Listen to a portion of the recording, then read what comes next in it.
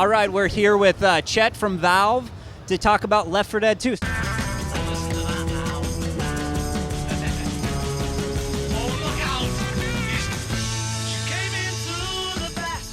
We've added melee weapons. We've added 3 new special infected.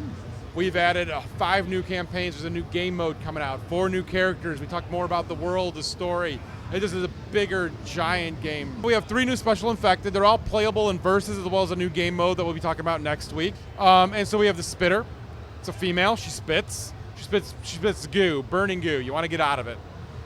We have the charger. He comes charging through, grabs the first guy in a group, and just pounds them.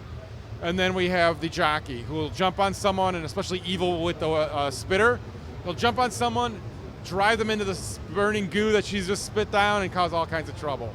And it seems that you guys kind of going a little more story-based, kind of opening up a storyline as opposed to what we saw in the previous Left 4 Dead. Well, so we wanted to have them start off, they start in Savannah as the city's getting evacuated. The infection's just hitting when we meet them. The first game, they were already fighting together for a little bit. They already knew each other. We didn't get to see them meet. We didn't get to see them kind of learn about everything. We wanted to kind of show that aspect of it and equally show the infection spreading. So we start in Savannah with, the city's not been having this infection for a while, so we don't see a lot of graffiti on the walls. We don't see that kind of thing. But as we travel across the country, we're actually seeing how different people behave, how they handle the infection. And so we get to the swamp. They're hardened people who can handle things themselves. They want to go off on their own. They don't need the military CETA. By the time we get to, and we'll see different versions of that kind of thing. We'll see different versions of what CETA and the military do along the way. And then we get to New Orleans, and there's a city that's been living with the infection for a while, and how they handle it. Now, you've shown 3 levels. Can you kind of explain a little bit about those 3 levels? Oh, so we've shown the parish, which is the final campaign. We've shown the swamp, which is the 3rd campaign, Swamp Fever, and then we've shown now Dark Carnival, which is the 2nd campaign. Here you've escaped Savannah, you hit this giant traffic jam, and now you've got to kind of work your way through. But for each of these, if you've taken a look and you've seen them online, we haven't shown you everything about them.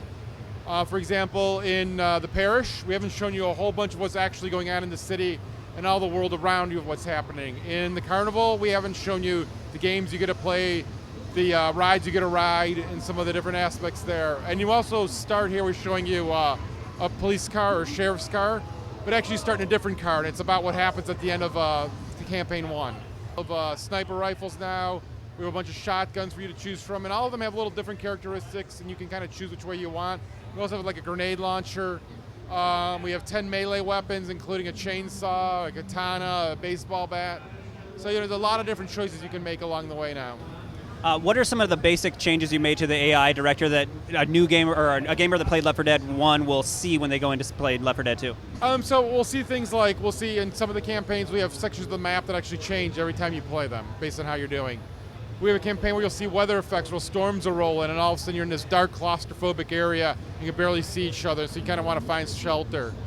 You'll see how things work where before you would kind of run back to a room and you'd think like, oh, we're in this little room, we're safe. Now the spitter's going to come in there and mess you up. And so all of a sudden you hear that spitter, you want to get out of little tiny rooms.